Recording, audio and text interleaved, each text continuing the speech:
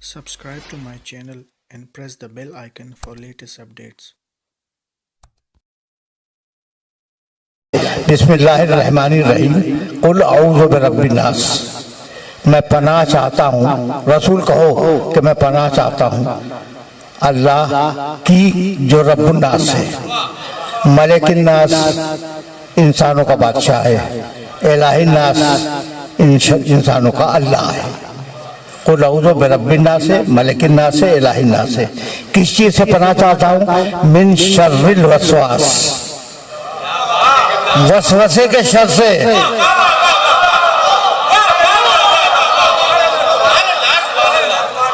मिन शर्रिल वसवासिल खन्नासिल लज़ी, उस शर करने वाले के शर से जो चुपके से दिल में शर डाल देता है।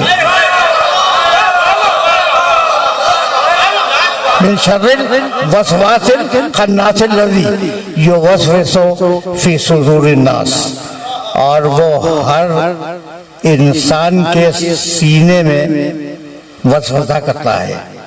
मिनल जिन्नते व नास, ये शर डालने वाले, सीने में शर डालने वाले जिनों में भी हैं और इंसानों में भी हैं।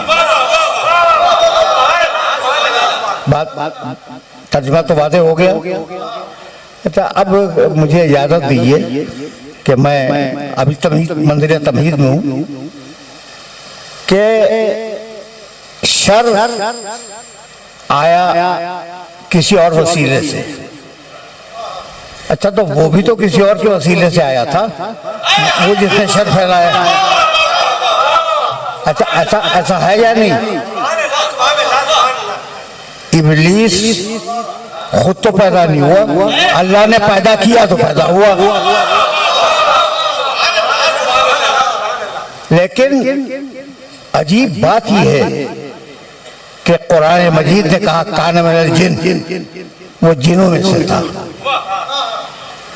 इब्लीस जिनों में से था, यानी अल्लाह ने इब्लीस को इब्लीस नहीं बनाया, जिन बनाया था।